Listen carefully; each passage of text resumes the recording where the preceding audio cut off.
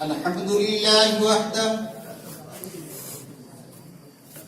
والصلاة والسلام على سيد المرسلين وعلى آله وأصحابه أجمعين. أما بعد، فقد قال الله تبارك وتعالى: لا ينهاكم الله عن الذين لم يقاتلوكم في الدين ولم يخرجوكم من دياركم أن تبروهم وتقسطوا إليهم إن الله يحب المقسطين. فيا أيها الإخوة الطالبون للخير والسعادة، أريد أن ألقي كلمة وجيزة في موضوع حسن المعاملات في الإسلام، فأرجوكم أجمعين أن تقوموا بآداب المجلس.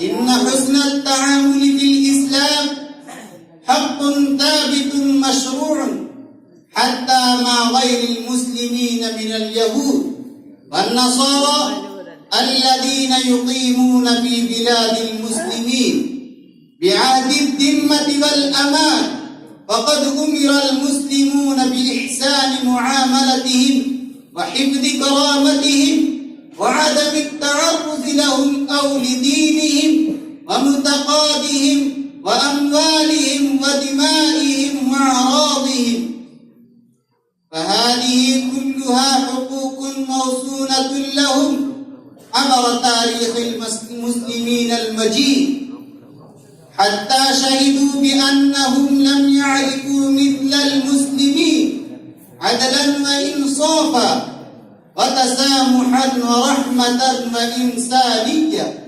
فقد قال رسول الله صلى الله عليه وسلم: ألا من ظلم معاهدا أو انتقصه أو كلفه فوق طاقته أو أخذ منه شيئا بغير طيب نفسه فأنا حجيجه يوم القيامة.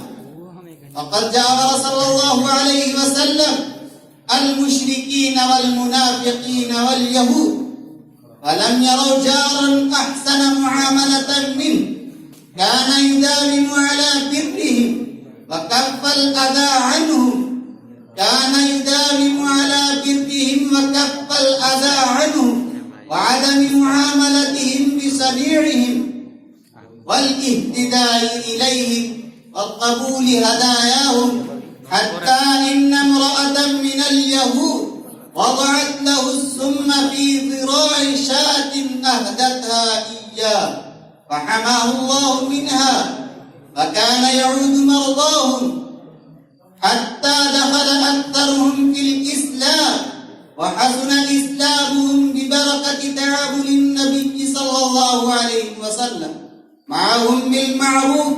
فما زال قادة الفتوح الإسلامية وخلفاء المسلمين بالقرون المفضلة يعاملون أهل البلاد المفتوحة من الكفار واليهود والنصارى بالعدل والإحسان والاحترام وصيانة دمائهم وأموالهم والوفاء بعهودهم معهم.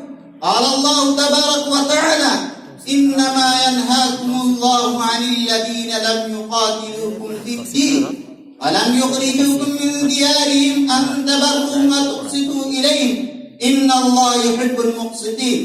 إنما ينهاكم الله عن الذين قاتلوكم في الدين وأخرجوكم من دياركم وظاهروا على إخراجكم أن تولوهم ومن يتولهم فأولئك هم الظالمون.